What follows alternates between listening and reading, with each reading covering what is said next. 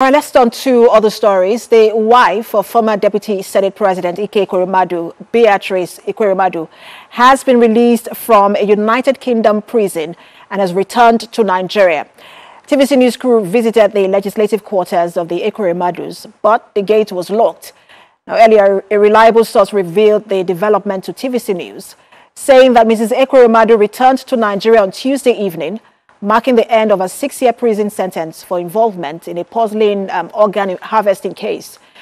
Now, recall that former Deputy President of the Senate, Ike Ekweremadu, his wife, and one Dr. Obinna Obeta were convicted in the United Kingdom last year for conspiring to exploit a Nigerian boy on organ harvesting. Following this, Ike Ekweremadu was sentenced to 10 years in prison. His wife got a 6-year sentence despite citing health concerns during proceedings. Available reports has it that the return of Mrs. Ekweremadu to Abuja is being celebrated by their supporters across Enugu State, with many praying for the speedy return of the former Deputy Senate President back to the country in the shortest period of time.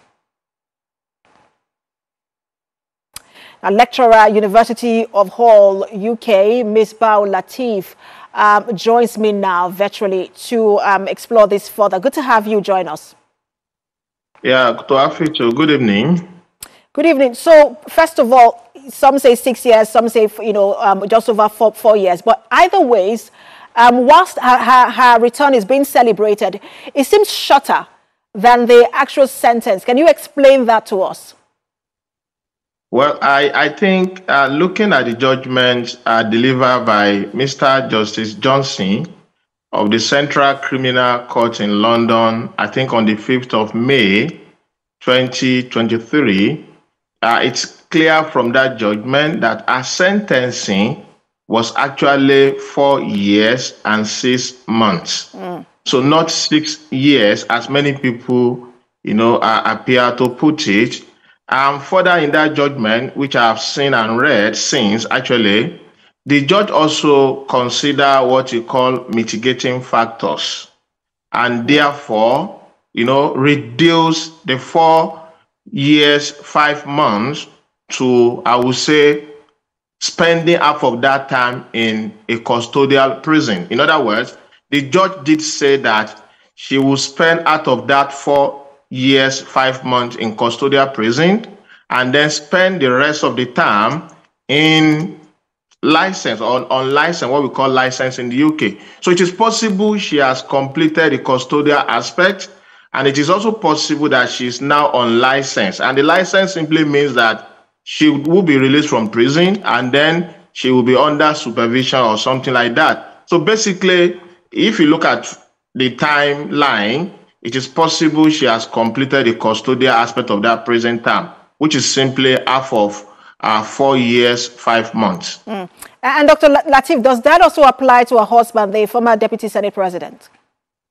Well, it doesn't, because they have different, prison terms. So in respect of Mr. Ekweremadu himself and the doctor, Dr. Obeta also, the judge also considered what you call mitigating factors for them and said that they would spend 2/3 of their actual term in prison. So in their own case, you should expect that they will also come out, I think, less than 10 years, as we have seen. So they will spend 2/3 of the term.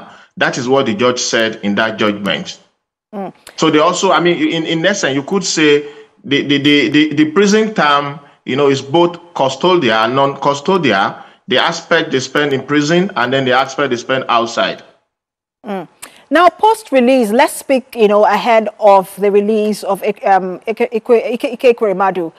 What is the implication of this for him in terms of travel, the ability to travel out of the country, and his wife as well? And then what does this also mean for his political career? Some have talked about the issue of pardon, but this particular offense happened in the UK. So what does it all mean? Well, talking about pardon, the Nigerian government does not have any power to pardon her over this particular sentencing. The pardon, if at all that will come at all, can only come from the UK government. And having said that, well, everybody deserves some time of joy. So I think this is just a time for them. She has served her prison term, and I think she deserves the moment, even though, talking about traveling, I don't know the terms of a license period. I mean, I believe she's under supervision now, because if we look at this further, there is a 2014, I think, UK Nigerian government prisons exchange treaty, an agreement, which allows prisoners in UK to come to Nigeria and spend some part of their time. So if she has completed her custodial time in the UK, it is possible that she's spending the licensing period in Nigeria, in which case she will be under the supervision of relevant authority in Nigeria. And then I don't think she can really travel. I don't think so. Because when you are on license, it comes with a lot of restrictions, which include international travel and all of that. And when people violate their restriction period, the likely consequence is that they are returned back to prison for custodial completion of the term. Interesting development. Thank you so much for all of that explanation and breaking it down. You really, really gave us, the perfect understanding of what is playing now. Thank you so much. Always a pleasure to have you on. Lecturer, at Hull University, Dr. Lateef Misbah.